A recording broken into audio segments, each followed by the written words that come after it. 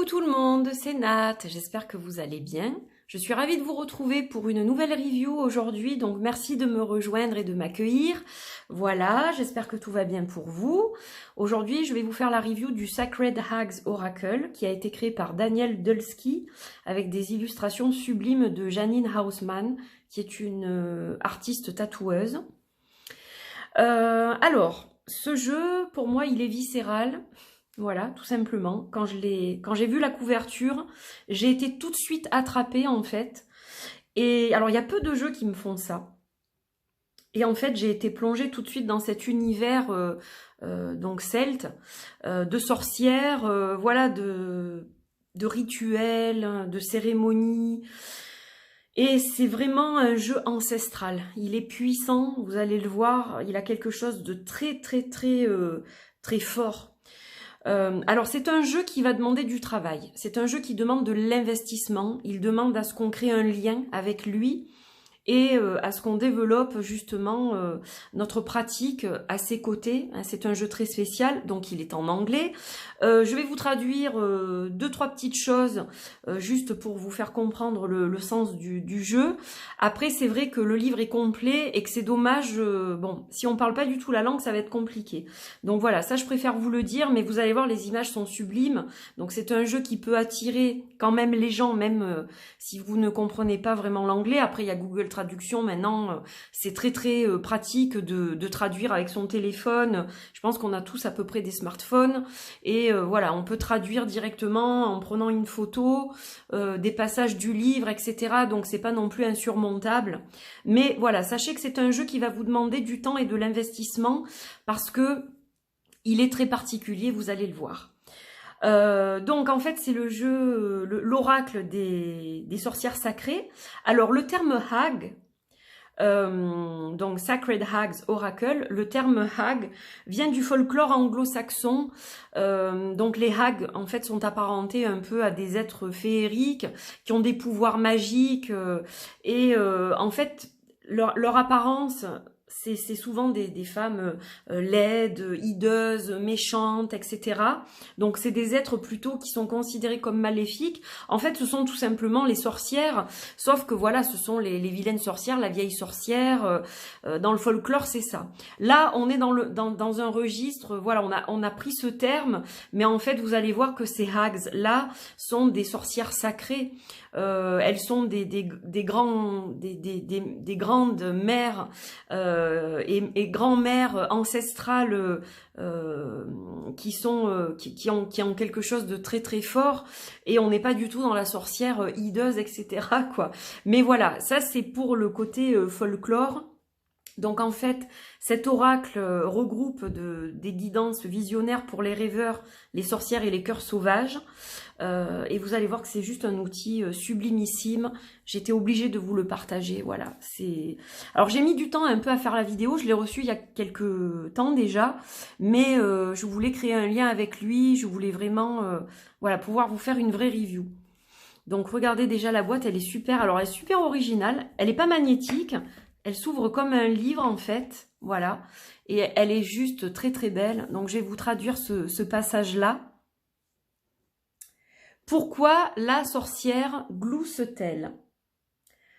Avez-vous résolu cette énigme ancestrale? Savez-vous pourquoi la sorcière glousse avec une telle joie? Moi, je le sais. Je sais pourquoi cette sorcière rit si fort. Pourquoi elle laisse ses plus douces flaques de chair vaciller dans une belle prière corporelle à l'hilarité. Je sais pourquoi, mais toi le sais-tu. Elle glousse à la vérité inestimable de son art, et elle ricane à la petitesse de son âme. Pour cela, elle est certainement la plus sage d'entre nous. Je trouve ça mais tellement poétique. Voilà. Vous allez voir que c'est un jeu qui est très poétique, qui est basé sur l'univers celte, évidemment, hein, vous allez le voir, on est dans un univers très gaélique. Et bon voilà, il est vraiment sublime. Donc déjà on va commencer par la boîte, donc qui est juste magnifique avec ses mains jointes, les mains de grand-mère sacrée, voilà. On a la fleur de vie ici en transparence, il est juste sublime ce jeu. Voilà, donc là vous voyez quelques cartes. Donc c'est un jeu qui est notifié dans le département de sorcellerie aux États-Unis. Voilà. Alors, je vais enlever le livre. Je vais vous le présenter. Je vais enlever les cartes. Vous voyez, elles arrivent en 2 paquets. Donc, en fait, elles sont sous blister quand ça arrive. Et donc, en 2 paquets, je les ai remises dans l'ordre. Donc, voilà comment ça se présente. Donc, moi, j'aime beaucoup. Je trouve ça super sympa. Ça fait vraiment livre. Et voilà, c'est très, très joli. Et puis, bon, la hague avec les serpents, là, elle est magnifique. Alors, il y a des serpents partout. J'ai ma bague, j'ai mon cobra, voilà.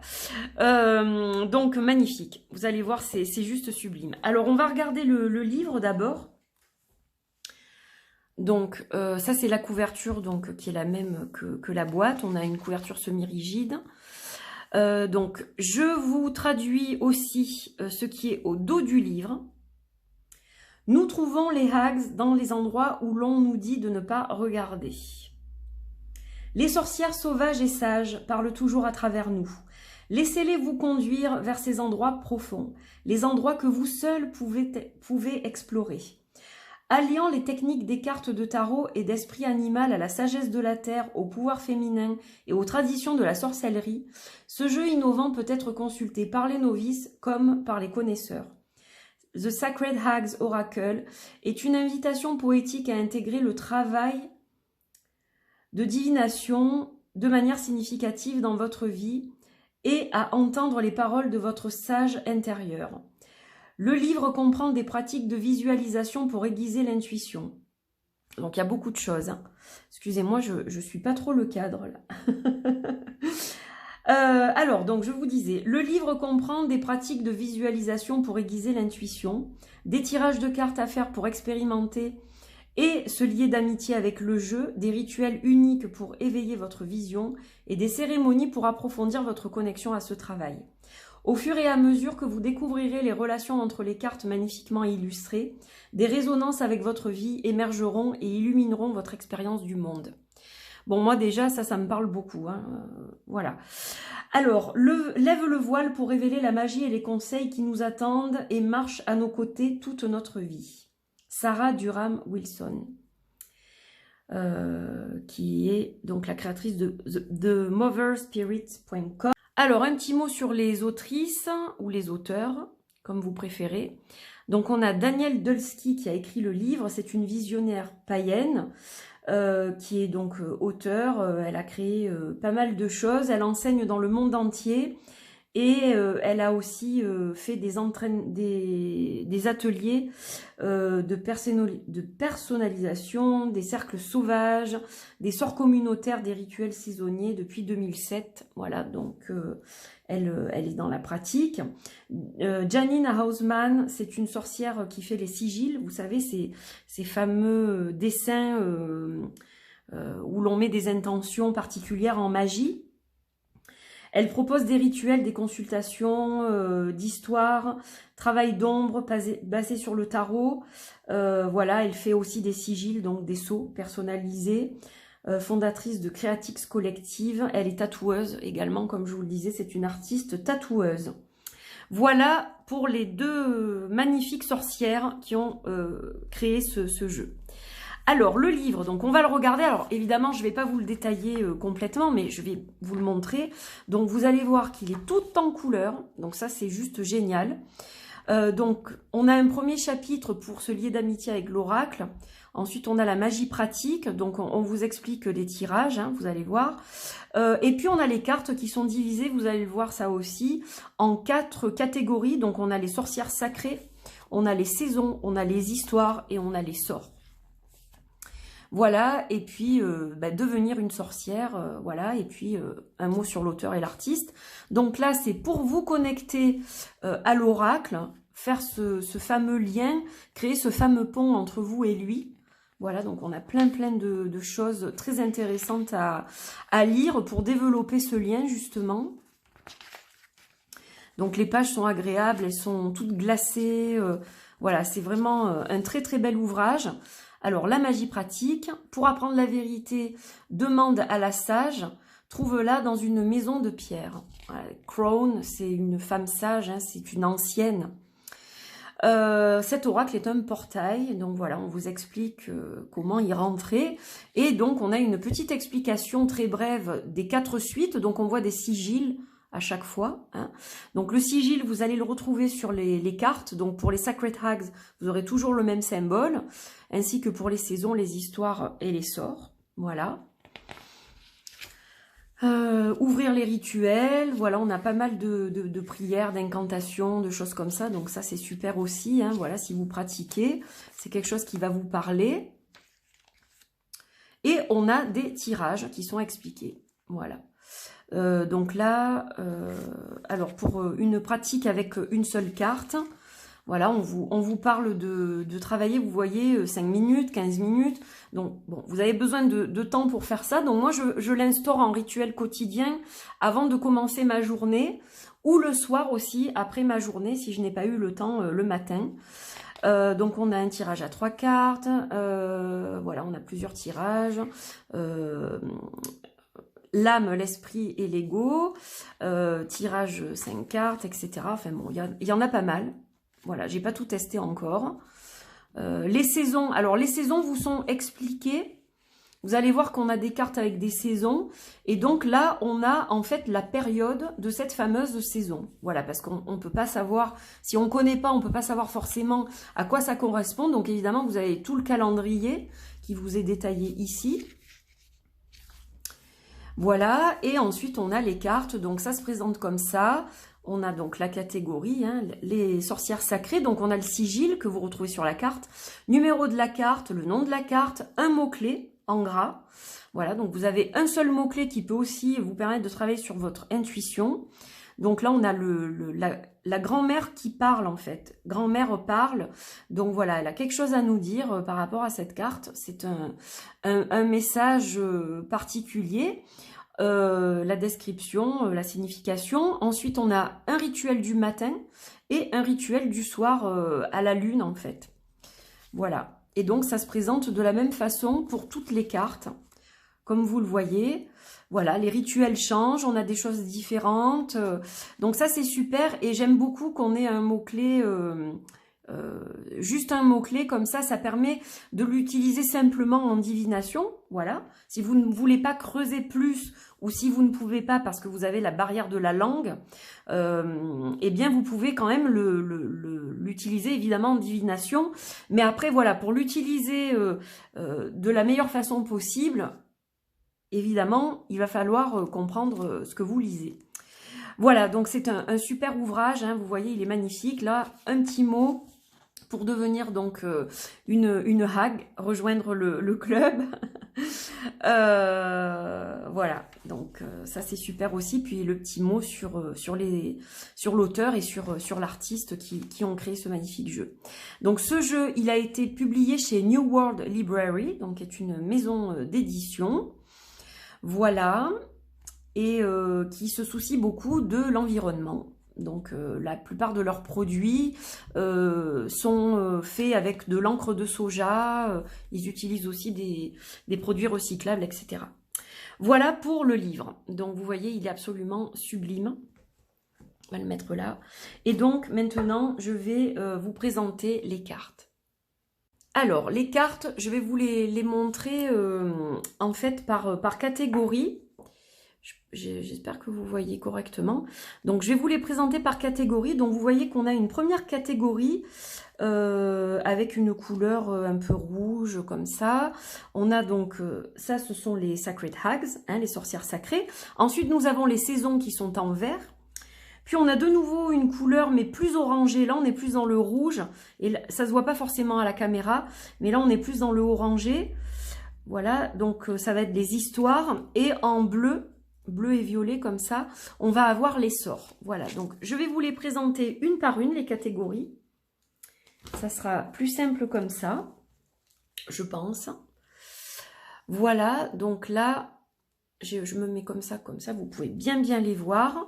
Alors là, on a la sorcière de la montagne du Nord. Donc vous voyez, on a toujours ce fond coloré, et puis ces personnages en gris en fait, gris, blanc et noir. Donc moi j'aime beaucoup les jeux comme ça avec des visages, et puis ils sont expressifs ces visages, ils ont quelque chose de particulier, ils ont quelque chose de puissant. Donc sorcière de la montagne du Nord, la sorcière de la chênerie, avec le chêne derrière. Et donc vous voyez le sigil, vous le retrouvez sur toutes les cartes, donc vous avez chaque fois le nom de la carte et le numéro. La sorcière des pierres trouées, avec ce troisième œil qui diffuse une lumière, et toutes les pierres derrière, magnifique, j'adore. La sorcière des chouettes grises, la sorcière du gardien de l'Est, ou de la gardienne de l'Est, la sorcière de l'aubépine, la sorcière des serpents, c'est la mienne celle-là, la sorcière du désert du Sud, la sorcière des tempêtes, qu'est-ce qu'elle est belle celle-là, j'adore, cette grand-mère elle est sublime. La sorcière des chats, c'est moi aussi, je crois qu'on est nombreuses et nombreux à avoir des chats, donc voilà. Sorcière des chats, sorcière de la mer de l'Ouest. Donc c'est un jeu très féminin, hein. Vous l'aurez vu. Sorcière de l'hôtel de sel. Sorcière du feu de forêt. La sorcière des Selkies. Voilà, donc là vous avez vu les 14 sorcières. En fait, on a 14 cartes dans chaque catégorie. Alors ensuite, les saisons. Alors si vous voulez, je peux vous donner d'ailleurs la correspondance des saisons. Hop, ça, je vais le mettre là. Ça peut être intéressant. Est-ce que je vais y arriver avec une seule main? Alors, la saison des eaux salées, elle va correspondre à la période de Yule. À l'hiver en fait, au solstice d'hiver, décembre dans l'hémisphère nord, juin dans l'hémisphère sud. Voilà. Alors ensuite on a la saison du loup sauvage. Donc c'est le mois de janvier. Alors je ne vais pas vous donner l'hémisphère sud chaque fois, c'est-à-dire l'Australie et tout ça. Je vais juste vous donner l'hémisphère nord dans lequel nous sommes nous. Donc là, il s'agit du mois de janvier. La saison du gardien du chaudron, c'est février. La saison des racines tendres, c'est mars. La saison de l'hôtel des anciennes, on va dire ça au féminin, on est donc en avril. La saison des mains couvertes de boue, c'est le mois de mai. La saison des délices sauvages, c'est le mois de juin. La saison du Saint-Tonnerre, c'est le mois de juillet. La saison des grâces de midi, c'est le mois d'août. La saison des rêves des orphelins, des rêves orphelins, pardon. Des rêves orphelins, c'est le mois de septembre. La saison du cœur hanté, c'est le mois d'octobre. La saison des épices et du foyer, c'est le mois de novembre. Et la saison de la 13e lune, c'est ça, 13e lune, c'est les 3 jours saints après Samhain. D'accord? Voilà. C'est donc du 1er au 3, on va dire. Voilà. La 13e lune. Et la saison des lunes et des flammes. Alors, où est-ce qu'elle est celle-là? Parce que... Tchouk, tchouk, tchouk. Je crois que c'est expliqué après. Où est-ce qu'elle est celle-là? Saison des lunes et des flammes. Alors, elle n'est pas dans la liste. Je pense qu'il faut que je lise un petit peu plus loin. Ah oui, voilà, elle est là. Il faut la placer en fait au centre de la roue. Parce que là, on vous parle d'une roue en fait. C'est une roue des saisons. Alors, dans la roue des saisons, celle-ci est au centre. Voilà. Voilà pour les saisons. Donc, vous voyez, le calendrier vous a expliqué. Donc, en fait, ben, on a tous les mois de l'année, plus Yule, plus celle-ci, donc, qui est au centre de toutes les saisons. En fait, ce sont les saisons. Vous voyez, enfin, elle est au pluriel, celle-ci. Voilà, donc, et puis, on a vraiment de belles choses. Et celle-là, qui est un peu particulière aussi, ce sont les 3 jours après Samhain, ou Halloween si vous préférez. Voilà, donc j'espère que j'explique pas trop mal, mais voilà, je voulais vous donner quand même quelques infos, parce que c'est vrai qu'il est... Alors, je dis pas qu'il est complexe, mais il est complet, et voilà, il y a beaucoup de choses à comprendre et à percevoir pour l'utiliser comme il faut, quoi. Alors ensuite, on a les histoires. Donc, voilà, vous allez avoir des histoires dans le livre. Donc là, on a l'initiation de la sorcière, l'imbrûlable bien-aimé, le rituel du corbeau, les bijoux de la conteuse. J'adore les noms, ils sont poétiques, je trouve. L'hôtel du prunelier, le temple du porteur de flammes, la gardienne de l'ombre, qui nous invite au silence d'ailleurs, les prières des grands-mères, la prophétie de l'enfant sauvage, les cages à âme. Alors celle-là, celle-là pour la prononcer, je vais essayer. Donc la Kaehak, c'est une déité ancestrale, voilà, qui est représentée dans le folklore écossais et irlandais. Et en fait, elle est reliée au climat, au temps, notamment aux tempêtes, en fait. Voilà. Donc, on a cette carte-là aussi, qui est sublime. Moi, je l'adore. La collection du barde. Désolée pour le zoom, je ne sais pas pourquoi il s'enlève des fois. La marche de la pleine lune. Et la chasse sauvage. Elle est trop belle, celle-là. J'aime beaucoup ces illustrations. Et enfin, on a les sorts. Donc là, on a le nectar du fruit défendu avec la grenade et les serpents. Les larmes d'une épouse de la terre. Elle est impressionnante, je trouve, celle-là. Je la trouve magnifique. La fumée de genévrier. La danse des païennes rebelles. J'adore. Avec vraiment une énergie de sororité. Hein. Le baptême de la piscine féerique.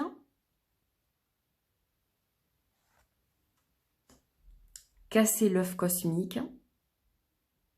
Le briser, le craqueler. Voilà, pour découvrir ce qu'il y a dedans.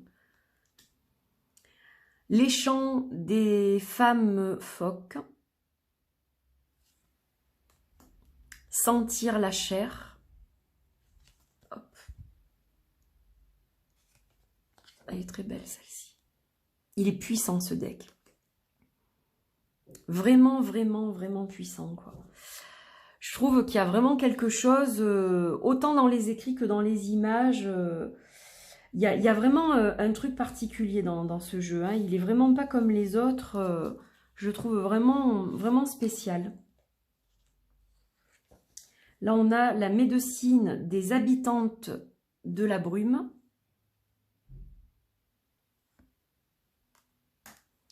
Poésie païenne. On a les Ogham là, sur les menhirs. Forêt de fougères.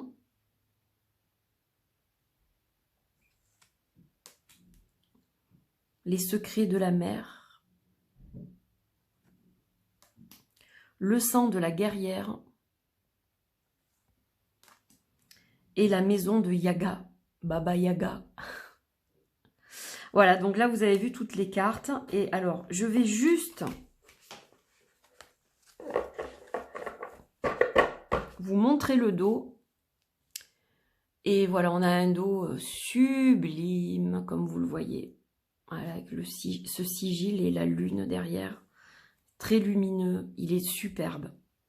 Alors, au niveau de la qualité, moi, j'avais entendu dire avant de le recevoir qu'elles étaient très fines, qu'elles n'étaient pas de super qualité. Je ne sais pas pourquoi les gens ont dit ça, parce que la qualité, elle est top.